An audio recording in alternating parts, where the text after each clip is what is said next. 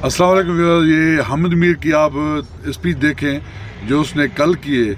वो देखने के बाद हामिद मीर की जो ज़िंदगी है उसको शदीद ख़तरात लाक हो चुके हैं। तो वो उसने ख़ुद भी बताया और इदारे भी कह रहे हैं कि उसकी ज़िंदगी को ख़तरात हैं, और वो ख़तरात अंदर से बाहर से नहीं कहीं। उसने क्या बातें की है, सब को जो है नंगा कर दिया कि क्या क्या हुआ है पाकिस्तान में, किस तरह हुआ है और इस टाइम क्या हो रहा है, और मुसलमान मुल्क क्या रहे हैं, क्या कर रहे हैं, और हमारे इस्लामी लीडर जो हैं पाकिस्तानी वो क्या कर रहे हैं। इसने उसकी मदद करते हैं, ये नहीं देखते कि इसमें हमारा क्या मुफाद है।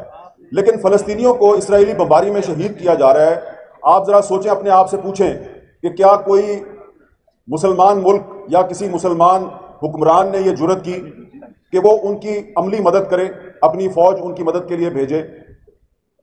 नारेबाजी तो सारे कर रहे हैं, हम भी कर रहे हैं, आप भी कर रहे हैं, और तकरीरें भी बहुत हो रही हैं, लेकिन उनकी मदद इसलिए नहीं हो रही कि उनके इर्द गिर्द, फ़लस्तीन के इर्द गिर्द जो मुस्लिम ममालिक हैं और जिनकी हुकूमतें हैं, वो आपको इसकी इजाज़त नहीं दे रहे।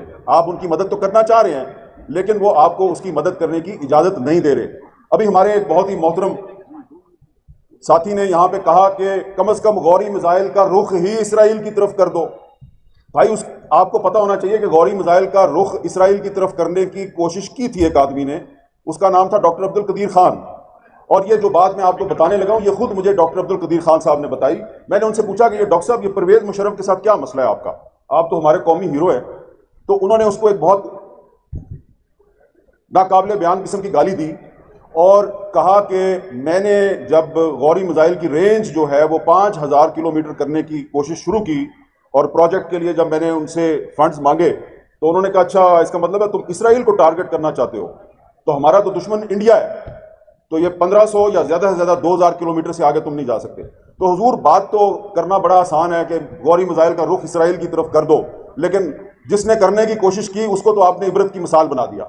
ये बात मैं इसलिए कर रहा हूँ यहाँ पे कि इस वक्त भी मौलाना फजलुर रहमान साहब और सिराजुल हक साहब को पता है कि इस वक्त भी पाकिस्तान में वो लोग मौजूद हैं कि जो ऊपर ऊपर से तो मजम्मत कर रहे हैं इसराइली बमबारी की, लेकिन अंदर से उनका दिल जो है वो कहीं और है।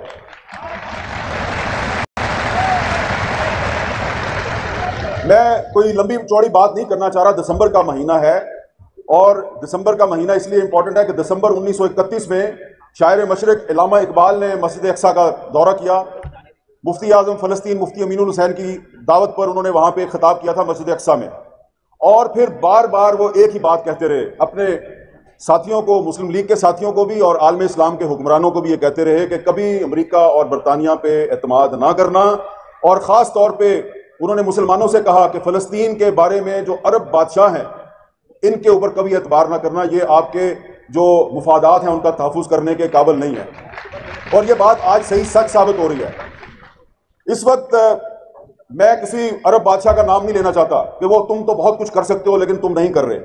हम बहुत से अरब बादशाहों के नाम ले सकते हैं जो सिर्फ ज़बानी बयानात तो जारी कर रहे हैं, लेकिन अमली तौर पर उन्होंने कोई मदद नहीं की फ़लस्तीनियों की। हमें सबसे पहले अपने घर का जायज़ा लेना चाहिए कि आपके अपने घर में क्या हो रहा है। अब आप यहाँ पे इतना बड़ा आपने इज्तिमा किया है, यहाँ पे आप अच्छी तकरीरें होंगी, करारदादें मंजूर होंगी, लेकिन आज पाकिस्तान की जो इस वक्त मौजूदा हुकूमत है, इससे ये पूछने की ज़रूरत है कि आप बार बार जो ये कहते हैं कि मसला है फ़लस्तीन का हल 2 स्टेट सोल्यूशन है, 2 रियासती फार्मूला, तो ये पाकिस्तान की कौन सी पार्लियामेंट ने ये फैसला किया, कहां पे ये फैसला हुआ कि 2 रियासती सोल्यूशन जो है वो मसला फ़लस्तीन का हल है?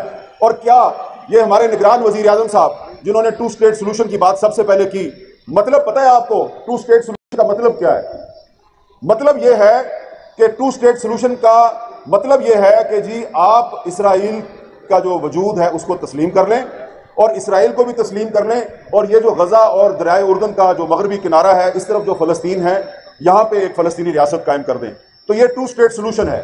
अब मैं इस 2 स्टेट सोल्यूशन को क्यों मुस्तरद करता हूँ, मैं इसके क्यों खिलाफ हूँ? पहली बात तो यह है कि पाकिस्तान इसराइल को तस्लीम नहीं करता, और दूसरी बात वो ये है कि बानी पाकिस्तान कायदे आज़म मोहम्मद अली जिन्ना ने 1948 में जब इसराइल को तस्लीम किया गया तो इस 2 स्टेट सोल्यूशन को उन्होंने मुस्तरद कर दिया।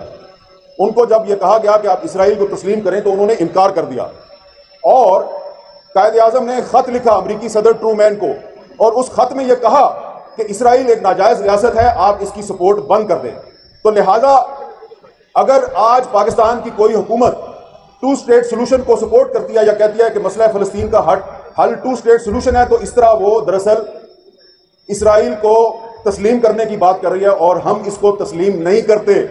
हम समझते हैं कि इसराइल दरअसल फ़लस्तीन है और पूरे का पूरा फ़लस्तीन आज़ाद होना चाहिए। अब कहा जाएगा कि ये तो आप अक़वाम मुत्तहिदा की जो करारदादें हैं उसकी खिलाफवर्जी कर रहे हैं, तो अक़वाम मुत्तहिदा की एक करारदाद तो कश्मीर के बारे में भी है, तो फिर आपको जो कश्मीर के बारे में करारदाद है उसका भी एहतराम करना चाहिए। आप कश्मीर पे करारदाद का एहतराम नहीं करते, हम इसराइल और फ़लस्तीन पे अक़वाम मुत्तहिदा की करारदाद का एहतराम नहीं करते और ये एक ऐलान करना चाह रहे हैं। आप करेंगे ठीक 2 बजे आपने उसमें 1 मिनट रह गया ऐलान करके जी। मैं इजाज़त देने से पहले ये ज़रूर बताना चाहूँगा कि ये जो बातें मैंने की हैं कायदे आज़म के हवाले से, हो सकता है कि कुछ लोग जो हैं वो कहें कि ये तो सुनी सुनाई बात है। ये सुनी सुनाई बात मैं नहीं कर रहा, ये मौलाना ज़ाहिदुर राशिदी साहब की किताब है मसला फ़लस्तीन पे, इसमें ये सारी बातें मौजूद हैं और ये भी इसमें एक पूरा चैप्टर है कि जो टू स्टेट सोल्यूशन है ये पाकिस्तान की पॉलिसी नहीं है। निगरान वज़ीर आज़म टू स्टेट सोल्यूशन को तस्लीम कर सकता है, हम नहीं करते। और अभी कुछ ही देर में, चंद सेकंड के बाद, हमास के रहनुमा इस्माइल हानिया साहब जो हैं वो वीडियो लिंक पर आपके इस इज्तिमा से खिताब करेंगे और हम उनको यकीन दिलाते हैं, तमाम यहाँ पे जो मौजूद उलमा कराम और लीडरशिप है और आपकी तरफ से हम उनको यकीन दिलाते हैं कि आप एक चट्टान की तरह इसराइल के सामने खड़े हैं और हम भी आपके साथ खड़े हैं। और इस्माइल हानिया साहब जो हैं वो यकीनन बहुत से जो मुस्लिम ममालिक हैं उनकी जो हुकूमतें हैं वो उनको पसंद नहीं करती, लेकिन तमाम मुस्लिम ममालिक के अवाम जो हैं वो इस्माइल हानिया को अपना हीरो समझते हैं और हम आपके साथ हैं। हमारी हुकूमतें आपके साथ हो ना हो, लेकिन हम सब आपके साथ हैं। और अब कुछ ही देर में इस्माइल हानिया साहब जो हैं वो आपके सामने जलवा अफरोज होंगे। देख लिया, हामिद मीर ने सबको नंगा कर दिया कि पाकिस्तान में क्या क्या खेल खेले गए और इस वक्त क्या क्या खेल खेले जा रहे हैं और कौन खेल रहा है। ये पाकिस्तान के हालात, अवाम के हालात देखें, मुल्क के हालात देखें, मुल्क की बाहर पोजीशन क्या है, मुल्क की इकनॉमी कहाँ पहुँच चुकी है और ये यहाँ पे क्या खेल खेल रहे हैं पाकिस्तान के साथ और पाकिस्तान की कौम के साथ।